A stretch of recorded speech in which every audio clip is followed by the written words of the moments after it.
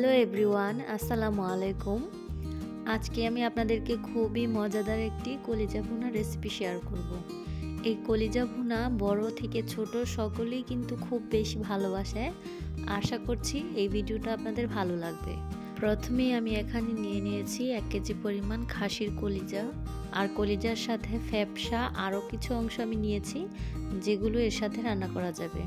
আমি কলিজার সবগুলো অংশকে খুবই ছোট ছোট করে কেটে নিয়েছি, আপনারা চাইলে বড় করেও কাটতে পারেন। আর এগুলোকে আমি খুব সুন্দর করে কেটে পানি ঝরিয়ে নিয়েছি। আর কলিজা রান্না করার জন্য অবশ্যই কিন্তু কলিজাগুলোকে একটু গরম পানি দিয়ে ফুটিয়ে নিতে হবে। এর জন্য আমি প্রথমে একটি হাঁড়িতে পরিমাণ মতো পানি নিয়ে নিচ্ছি। এখন পানিটাকে আমি একটু ফুটিয়ে নিব। পানিটার বলক এসে গেছে। এখন আমি কেটে রাখা কলিজাগুলোকে পানির মধ্যে দিয়ে দিচ্ছি। এবার চামচের সাহায্যে এটাকে একটু নেড়ে চেড়ে দিয়ে ঢাকনা দিয়ে ঢেকে কিছুক্ষণ সিদ্ধ করব। এটাকে কিন্তু আমি বেশিক্ষণ সিদ্ধ করব না, জাস্ট এটার কালারটা একটু পরিবর্তন হয়ে আসলেই আমি এটাকে নামিয়ে রাখবো। এবার চুলায় একটি প্যান বসিয়ে এর মধ্যে দিয়ে দিচ্ছি আমি পরিমাণ মতো তেল। তেলটা গরম হয়ে গেলে এর মধ্যে আমি আধা কাপ পরিমাণ পেঁয়াজ কুচি দিয়ে দিচ্ছি বেরেস্তা তৈরির জন্য। এখন এগুলোকে আমি ভালো করে ভেজে উঠিয়ে রাখবো।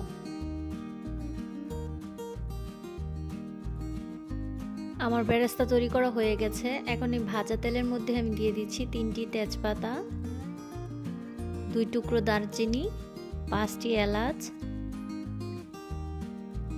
সাথে দিয়ে দিচ্ছি 6 থেকে 7টি লবঙ্গ এবং আরও দিয়ে দিচ্ছি 8 থেকে 9টি গোলমরিচ।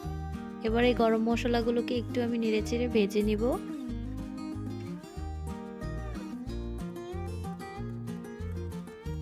এখন এর মধ্যে আমি দিয়ে দিচ্ছি প্রায় 1 কাপের থেকে একটু কম পেঁয়াজ কুচি।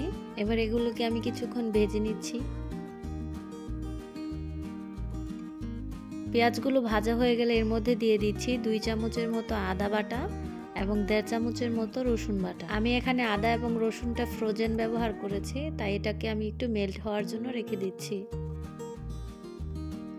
আদা এবং রসুনটা গলে গেছে। এখন এটাকে আমি কিছুক্ষণ ভেজে নিব। আদা এবং রসুনটাকে ততক্ষণ ভাজবো যতক্ষণ না এর কাঁচা স্মেলটা চলে যাচ্ছে। এর মধ্যে আমি এখন দিয়ে দিচ্ছি 1.5 চামচ পরিমাণ হলুদ গুঁড়া, 1 চামচ পরিমাণ মরিচ গুঁড়া দিয়ে দিলাম। এবার এর মধ্যে দিয়ে দিব 1 চামচ পরিমাণ জিরা গুঁড়া। এখন দিয়ে দিচ্ছি 1 চামচ পরিমাণ ধনে গুঁড়া। এবার দিয়ে দিচ্ছি স্বাদমতো লবণ। এবার এগুলোকে মশলার সাথে ভালো করে একটু মিশিয়ে দিচ্ছি। এখন একটু সামান্য পরিমাণ পানি অ্যাড করছি যাতে করে মশলাটা পুড়ে না যায়। এবার এটাকে একটু নেড়ে চেড়ে ঢাকনা দিয়ে ঢেকে কিছুক্ষণ কষিয়ে নেব। মশলাটা যত সুন্দর কষানো হবে মাংসটা কিন্তু খেতে তত ভালো হবে। আমার মশলাটা কষানো হয়ে গেছে। এখন আমি এই কষানো মশলাটার মধ্যে যে কলিজাগুলো সিদ্ধ করে রেখেছিলাম এবার এগুলোকে দিয়ে দিচ্ছি। কলিজাগুলোকে কিন্তু আমি ভালো করে পানি ঝরিয়ে নিয়েছি।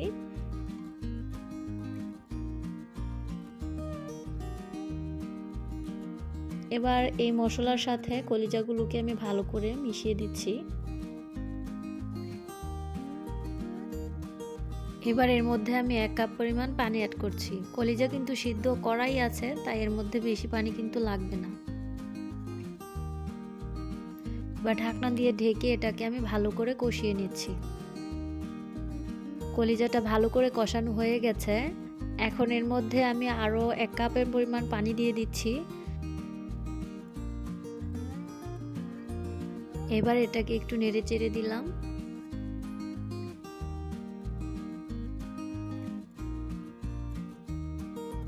এখন এটাকে আমি ঢাকনা দিয়ে ঢেকে দিচ্ছি এবং 20 থেকে 25 মিনিটের জন্য এটাকে আমি রান্না করব। দেখতেই পাচ্ছেন ঝোলটা কিন্তু অনেকটাই শুকিয়ে গেছে।